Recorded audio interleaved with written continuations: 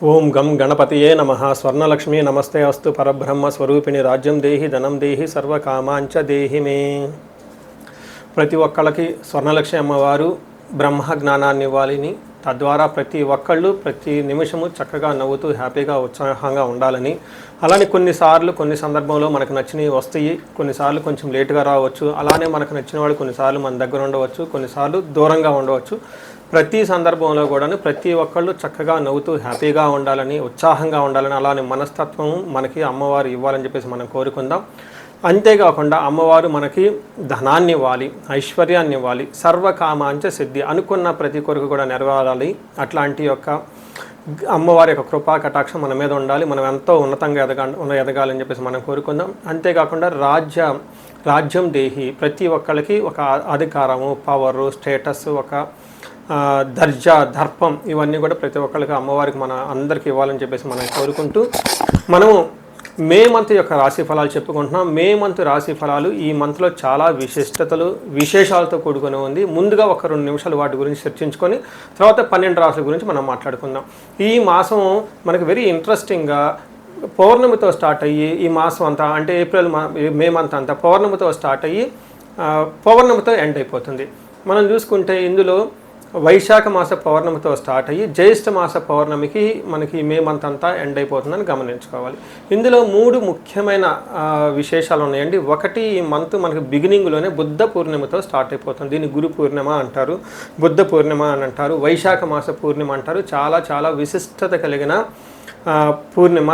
పర్టికులర్గా గురువుకు సంబంధించి, చంద్రుడికి సంబంధించి ఎవరైనా కనుక దోషాలు ఉంటే ఆ రోజున మెడిటేషన్, ధ్యానం చేస్తే చాలా బాగుంటుంది. కొన్ని వైష్ణవ టెంపుల్లో విష్ణుమూర్తికి కళ్యాణ మహోత్సవం కూడా జరుపుతూ ఉంటారు. చాలా చోట్ల జాతరలన్నీ జరుపుతూ ఉంటారు. ఒక వెరీ ఇంట్రెస్టింగ్, చక్కగా బాగా ఎంజాయ్ చేయవలసిన పౌర్ణమి వైశాఖ మాస పౌర్ణమి.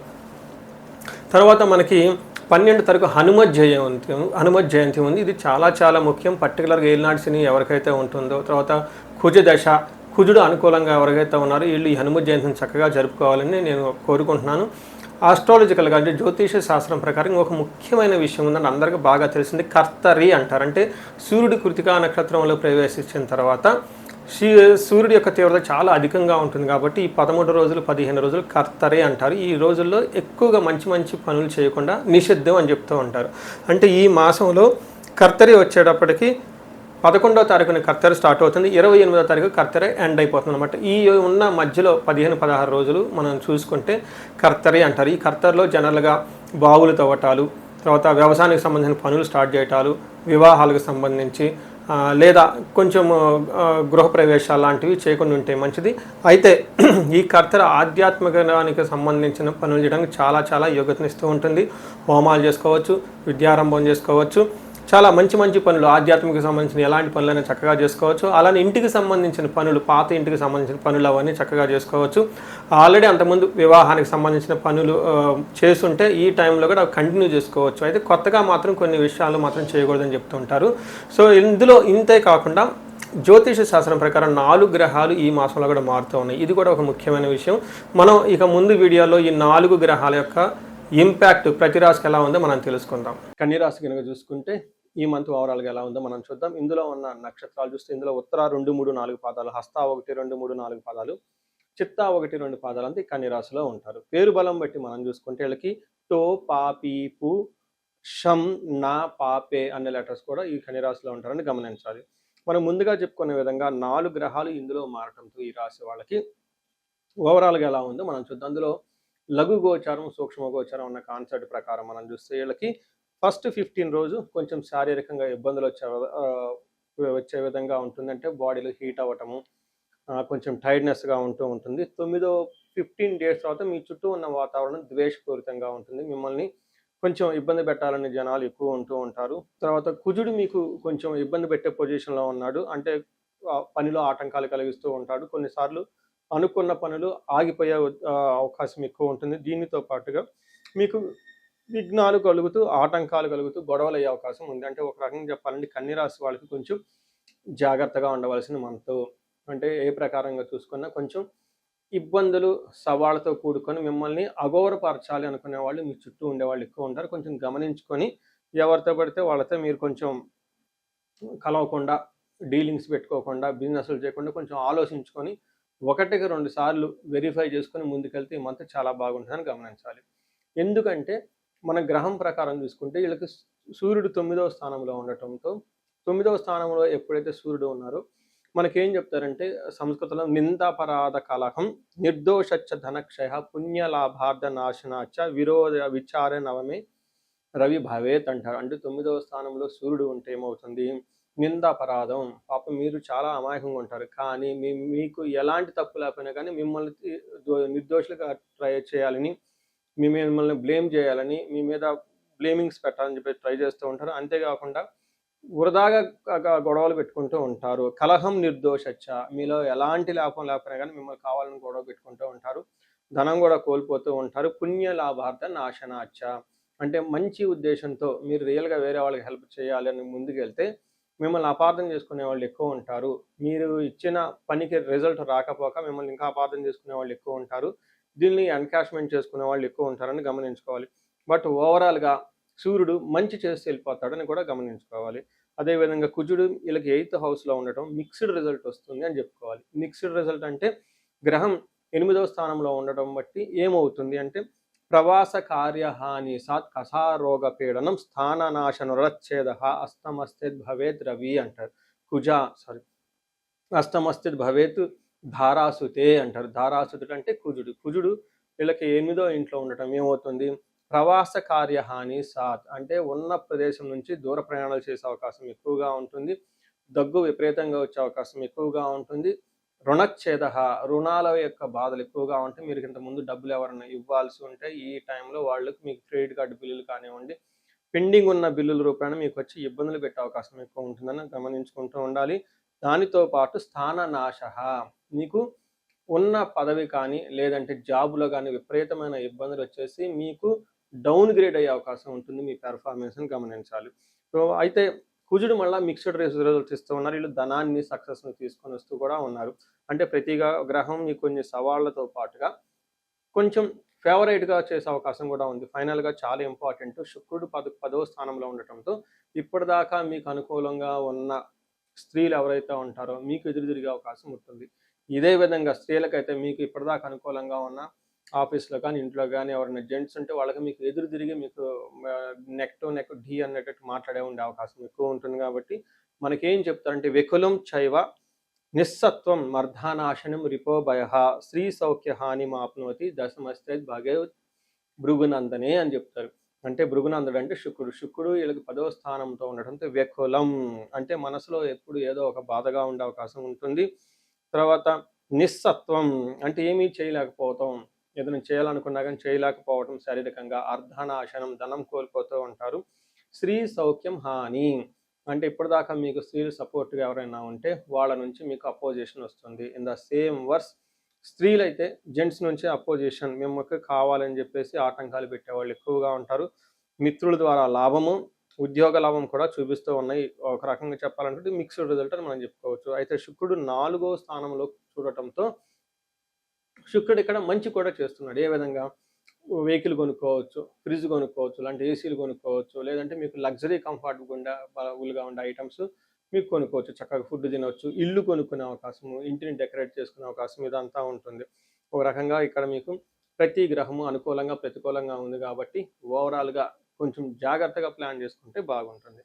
మనం ప్రతిసారి చెప్పుకునే విధంగా నక్షత్రం ప్రకారం కూడా ఒక్కొక్క నక్షత్రానికి ఏముంటుందో మనం తెలుసుకోవచ్చు. దాన్ని అంగగోచారం అంటారు. ఈ అంగగోచారం ప్రకారం ప్రతి నక్షత్రము ఒక్కొక్క రాశి మీద ఉండటంతో ఒక్కొక్క రాశిలో ఉన్న నక్షత్రము ఒక్కొక్క గ్రహం ఒక్కో నక్షత్రం మీద ఉండటంతో ఎలాంటి రిజల్ట్ ఉంటుంది కూడా మనం తెలుసుకోవచ్చు.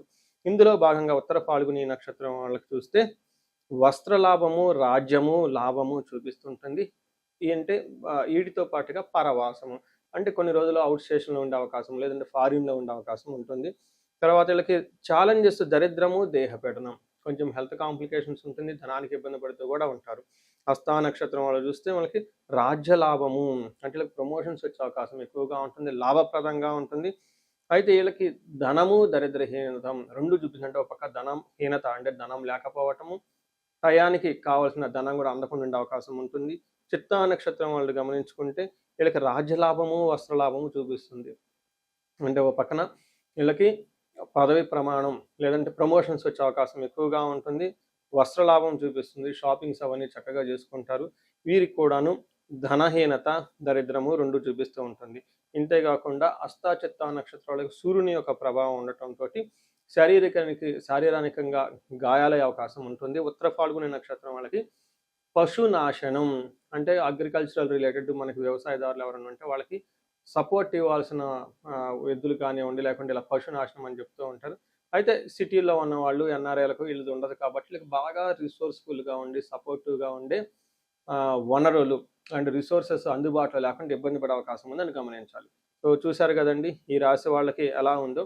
అంటే ముఖ్యంగా ఒక విషయం మీరు బాగా గమనించుకోవాలి. 2 గ్రహాలు అనుకూలంగా లేకపోవడంతో ఫస్ట్ సూర్యుడు, రెండోది కుజుడు కూడా అనుకూలంగా లేకపోవడంతో సూర్య నమస్కారాలు చేయటం, తర్వాత సుబ్రహ్మణ్యేశ్వర స్వామిని ఆరాధించటం, వీటితో పాటు లక్ష్మీనారాయణని చక్కగా పూజిస్తూ ఉంటే మీకు ధనము ఐశ్వర్యం వచ్చే అవకాశం ఉంటుంది. ఈ రాశి వారికి ముఖ్యంగా ఎవరైతే ఏజ్ 35 నుంచి 45 మధ్యలో ఉన్నారో వాళ్ళకి ఒక రీసెర్చ్ గ్రూప్ లాగా స్టడీ చేస్తున్నాను నేను. ఎవరికైనా గనక ఆర్థికంగా ఇబ్బందులు పడిపోతూ ఉంటే స్వర్ణలక్ష్మి విశేష హోమం అని ఉంటుంది, దాన్ని చక్కగా జరిపించుకోండి. తద్వారా మీకు బహుముఖ ఆదాయము వనరుల ద్వారా వచ్చే అవకాశం ఉంటుంది. మల్టీ సోర్సెస్ ఆఫ్ ఇన్కమ్ వస్తుంది. అంతేకాకుండా భార్యాభర్తల మధ్య చాలా చక్కగా అన్యోన్యంగా ఉండాలి, అభివృద్ధి జరగాలనుకున్నప్పుడు అన్యోన్య దాంపత్య పాశుపత అభిషేకము లేదా విశ్వావసు గంధర్వరాజ అభిషేకం అని ఉంటుంది, దాన్ని చక్కగా జరిపించండి. అంతేకాకుండా చాలాసార్లు మేము చండీ హోమాలు ఎక్కువ జరిపిస్తూ ఉన్నాము. లాస్ట్ మంత్ చూసుకుంటే చాలా చండీ హోమాలు చేసాము. ప్రతి ఒక్కళ్ళకు కూడా శత్రు బాధలు ఉన్నా లేదంటే కోర్టు వ్యవహారాలు సరైన అట్టిడు కాకుండా మధ్యలో ఆగిపోతున్న మీరు ఆఫీసుల్లో ఒక మంచి మేనేజర్ లెవెల్ పొజిషన్లో ఉండి సీనియర్ పొజిషన్లో ఉన్న మీ మీద ప్రమోషన్ రాకుండా అడ్డుపడుతున్న వేరే వాళ్ళు మీకు కావాలని ఇబ్బంది పెడుతున్నా కానీ ఇలాంటి వాళ్ళు చండీ హోమం చేయించుకున్నా, అలానే రాహు దశ ఎవరికైతే నడుస్తుందో వాళ్ళంతా రాహు అంతర్దశలో వాళ్ళు ఉన్నారో చండీ హోమం చేయించుకుంటే చాలా బాగుంటుంది. అంతేకాకుండా ఇది పిల్లలకి అకాడమిక్ టైం కాబట్టి మనకి విద్య బాగా రావటానికి మనకి 3 రకాల దేవతలను ఉపాసన చేస్తూ ఉంటారు జనరల్గా. హయగ్రీవ స్వామి, మేధా దక్షిణామూర్తి, నీలా సరస్వతి. మీ యొక్క ఇండివిజువల్ యొక్క జాతకం చూపించుకొని ఒక్కసారి ఆ యొక్క మీ యొక్క జాతకానికి అనుగుణంగా ఏ దేవతలకు సంబంధించిన ఉపాసన చేస్తే బాగుంటుంది, ఆరాధిస్తే బాగుంటుందో తెలుసుకొని తద్వారా ఆ యొక్క దేవతలకు పర్టికులర్ మేధా దక్షిణామూర్తికి మూలమంత్ర జపము, హోమము, దానాలు ఇవన్నీ చేసుకుంటూ ఉంటే అకాడమిక్స్లో పెర్ఫార్మెన్స్ వచ్చే అవకాశం ఎక్కువ ఉంటుంది. ఇవి కాకుండా మీకు ఎలాంటి సమస్య ఉన్న, కాలసర్ప దోషం ఉన్న, పర్టికులర్గా వివాహానికి ఇది మ్యారేజెస్ టైం కాబట్టి మీకు 28 సంవత్సరాలు 27 వచ్చి ఇంకా వివాహం పోవట్లేదంటే ఖచ్చితంగా ఏదో ఒక దోషం ఉంటుంది. అవన్నీ చూపించుకుంటూ ఉంటే చూపించుకొని పరిహారాలు చేయించుకుంటే తీవ్రతను బట్టి చక్కగా పెళ్ళే అవకాశం ఎక్కువ ఉంటుంది.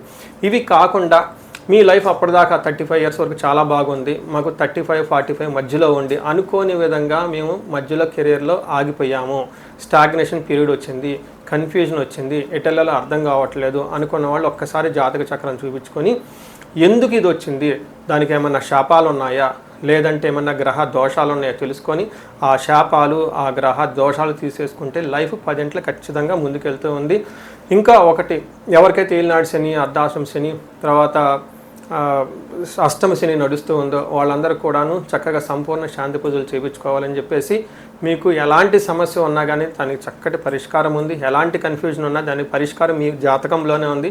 చక్కగా పరిష్కారాలు చేసుకొని మీరు జీవితంలో 10 ఇంతలు ముందుకు ఎలా ఎదగాలని, మీకు అష్టైశ్వర్యాలు కలగాలి, భోగభాగ్యం కలగాలి, చక్కగా సమాజంలో ఉన్నతంగా ఉండాలని చెప్పేసి నేను కోరుకుంటున్నాను. నమస్తే.